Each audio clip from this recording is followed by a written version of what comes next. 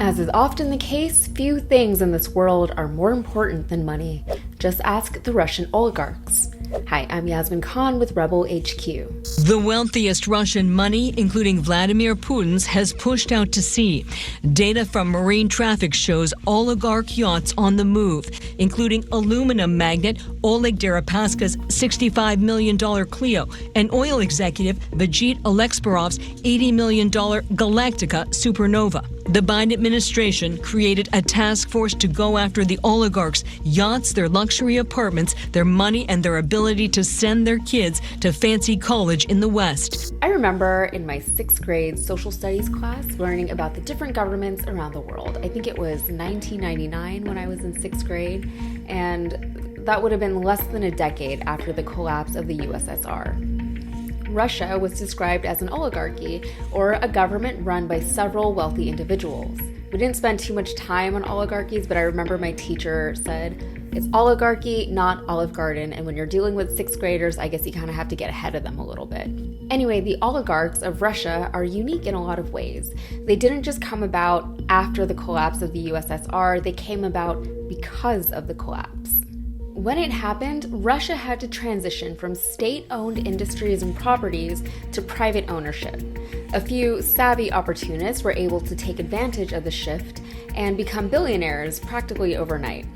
After the government tried and failed to distribute the wealth amongst its people, the new billionaires just ended up consolidating their wealth even further. Now, to make matters worse, instead of investing their massive wealth back into the Russian economy, they instead put it in foreign banks and foreign investments. At the time, the oligarchs had a lot of sway in the government, but they didn't all back it the way that we see today. Enter Vladimir Putin. Putin became the leader of Russia in 1999, the same year that I became a 6th grader. Once Putin was in power, he told the oligarchs that they wouldn't be able to take advantage of him the way they did with Yeltsin. So what he did was he imprisoned, sued, or otherwise got rid of those who were disloyal to him and promoted those who were loyal to him to positions of power. Now these guys not only run the country, but they also run Russia's money and Putin's money. When the US and its allies announced sanctions against Russian banks and its oligarchs, these were intended to be a huge hit to the Russian economy, but specifically to those in power. As we've seen, they've been effective in driving down the value of the Russian currency to levels worse than what we saw during the Great Depression here. But unfortunately, the brunt of that particular burden is being felt by everyday Russians.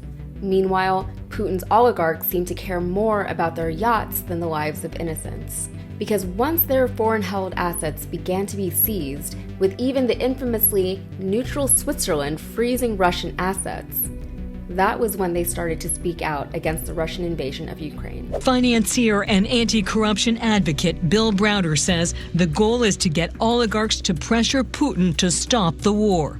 We're not ready to engage in military warfare. And so there's an expression, we should fight them in the banks if we can't fight them with tanks. And cracks are appearing. Oligarch Mikhail Friedman founded one of Russia's largest private banks. So I do not believe that war could be a solution. Now remember, these are Putin loyalists. They became oligarchs through their loyalty to Putin.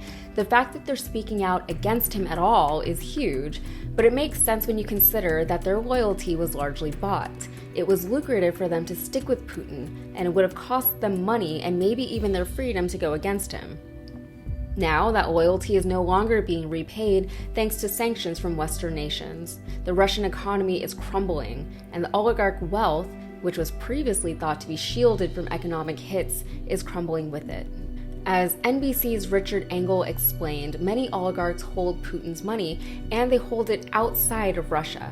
Engel referred to the system as Russia's Achilles heel, and sanctions against these oligarchs will affect Putin personally. Vladimir Putin, the way he has farmed out his money is he holds it through different oligarchs. There are many different oligarchs who hold money for Putin and his family personally. It is also its logistical problems that it's having on its military, the fact that it relies on very old-fashioned siege warfare.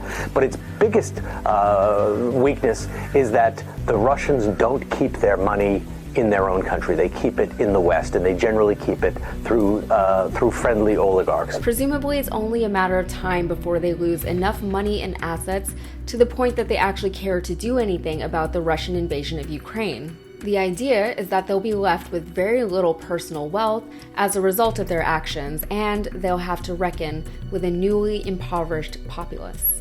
It would be nice if the Russian people didn't have to suffer for any of this, especially considering their widespread and vocal opposition to the actions of their government. But that's where we are today.